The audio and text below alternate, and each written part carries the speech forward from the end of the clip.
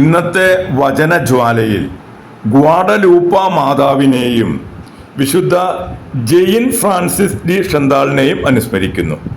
പ്രിയമുള്ളവരെ, വചനജ്വാല 1199 ദിനത്തിലേക്ക് പ്രവേശിക്കുന്ന ഇന്ന് ഡിസംബർ 12 വ്യാഴാഴ്ച എല്ലാവർക്കും സുന്ദരമായ ഒരു സുപ്രഭാതം ആശംസിക്കുന്നു. നമ്മൾ ക്രിസ്തുമസിന്റെ ഒരുക്കങ്ങളിലൂടെ ഒരു ദിവസം കൂടി കടന്നു പോവുകയാണ്. ഇന്നത്തെ വചന വായനയിൽ ജോബിന്റെ പുസ്തകം 32-ാം അധ്യായം 1 മുതൽ 9 വരെയുള്ള തിരുവാക്യങ്ങളാണ് നാം ശ്രവിക്കുക. ഏലൂഹുവിന്റെ പ്രഭാഷണം. ജോബിനെ താൻ നീതിമാനാണെന്ന് തോന്നിയതുകൊണ്ട് ഈ 3 പേരും തങ്ങളുടെ വാദം മതിയാക്കി. റാം കുടുംബത്തിൽപ്പെട്ട ബൂസ്യനായ ബറാഗാലിന്റെ പുത്രൻ എലൂഹു കോപിഷ്ഠനായി. ദൈവത്തെക്കാൾ തന്നെ തന്നെ നീതീകരിച്ചതുകൊണ്ട് ജോബിന്റെ നേരെ അവന്റെ കോപം വർദ്ധിച്ചു. ജോബ് തെറ്റ് ചെയ്തെന്ന് അവന്റെ 3 സ്നേഹിതന്മാരും പ്രഖ്യാപിച്ചു എങ്കിലും തക്ക മറുപടി നൽകാൻ അവർക്ക് കഴിയാത്തതുകൊണ്ട് അവരോടും അവൻ കോപിച്ചു.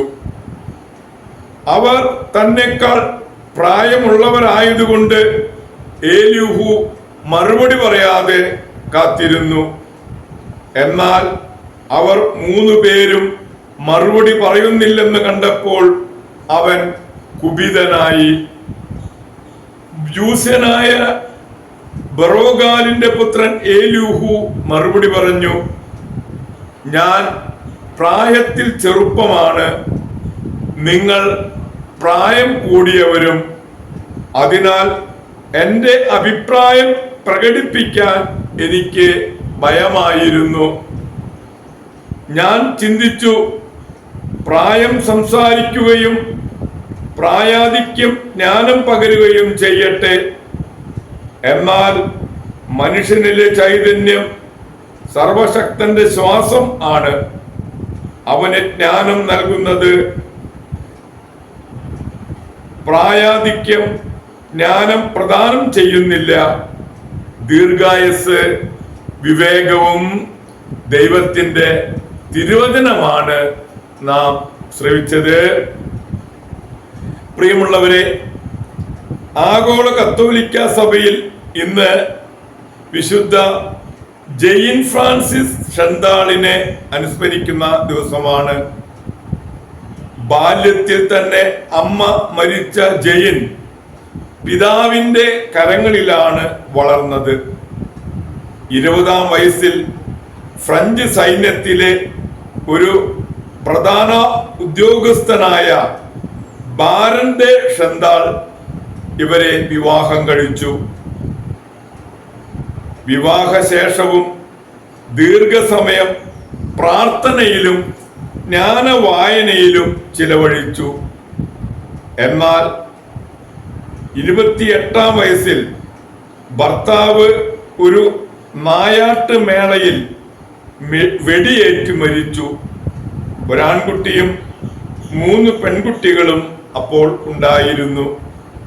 1604 ഫ്രാൻസിസ് സെയിൽ നോമ്പുകാല പ്രസംഗത്തിന് വന്നപ്പോൾ അദ്ദേഹത്തെ പരിചയപ്പെട്ട് പുലർച്ചെ 5 മണിക്ക് എഴുന്നേറ്റ് 1 മണിക്കൂർ ധ്യാനിച്ച് കുട്ടികളുമായി പള്ളിയിൽ പോയി. വീണ്ടും ഉച്ചഭക്ഷണം കഴിഞ്ഞ് ധ്യാനിച്ച് കുട്ടികളെ വേദോപദേശം പഠിപ്പിക്കുകയും ചെയ്യുമായിരുന്നു. കുറെ കഴിഞ്ഞപ്പോൾ ജെയിന്റെ ആഗ്രഹപ്രകാരം കന്യകാമറിയത്തിന്റെ വിസിറ്റേഷൻ സഭ സ്ഥാപിച്ചു. അത് ജെയിനെ ഏൽപ്പിച്ചു. വീട്ടുകാർ എതിർത്തെങ്കിലും ജയിന്റെ സ്ഥിരത കണ്ട് സങ്കടത്തോടെ അനുമതി നൽകി. മൂത്ത മകളെ വിവാഹം ചെയ്തു. രണ്ടാമത്തെ മകൾ മരിച്ചുപോയി. മൂന്നാമത്തെ മകളെ വിവാഹം ചെയ്ത് മകനെ പിതാവിനെ ഏൽപ്പിച്ച് പുതിയ ഒരു മഠം സ്ഥാപിച്ച് കൊച്ചു കൊച്ചു പരിത്യാഗ പ്രവൃത്തികളിലൂടെ സഭ വളർന്നു വന്നു. എന്നാൽ ജയിന് കുരിശുകൾക്ക് ഒരു കുറവുമുണ്ടായിരുന്നില്ല. വിശുദ്ധ ഫ്രാൻസിസ് സെയിൽ മകൻ, മരുമകൻ എന്നിവർ മരിച്ചുപോയി. മഹാപ്ലേഗ് പടർന്നു പിടിച്ചു. രോഗികൾക്ക് വേണ്ടി മഠത്തിലെ സർവസ്വവും നൽകി. ട്യൂറിനിൽ സഭയുടെ 86-ാം മഠം സ്ഥാപിച്ച് മടങ്ങും വഴി 69-ാം വയസ്സിൽ ജയിൻ ദിവംഗതനായി. പ്രിയരെ, ഇന്ന് തന്നെയാണ് നമ്മൾ ഗ്വാദലൂപ്പയിലെ ദിവ്യനാഥയെയും അനുസ്മരിക്കുന്നത്. അമേരിക്കൻ വൻകരകളുടെയും പ്രത്യേകമായി മെക്സിക്കോയുടെയും മധ്യസ്ഥയും സംരക്ഷകയുമാണ് ഗ്വാദലൂപ്പായിലെ ദിവ്യനാഥ. മെക്സിക്കോ സിറ്റിയിലുള്ള മരിയം തീർത്ഥാടന കേന്ദ്രം ലോക പ്രസിദ്ധമാണ്. 1531 ഡിസംബർ 9 തെബയാക് കുന്നുകളിൽ വിശുദ്ധ ഹുവാൻ ദിയോഗയ്ക്ക് പരിശുദ്ധ മറിയം പ്രത്യക്ഷപ്പെട്ടതിന്റെ ഫലമായി ഉണ്ടായതാണ് ഈ തീർത്ഥാടന കേന്ദ്രം. ഈ സ്ഥലത്ത് ഒരു ദേവാലയം പണിയണമെന്ന അതിന്റെ അടയാളമായി ഹുവാൻ ദിയോഗ ധരിച്ചിരുന്ന കള്ളിമുൾച്ചെടിയുടെ നാരുകൊണ്ട് ഉണ്ടാക്കിയ വസ്ത്രത്തിൽ മാതാവിന്റെ മനോഹരമായ ഒരു ചിത്രം പ്രത്യക്ഷമായി.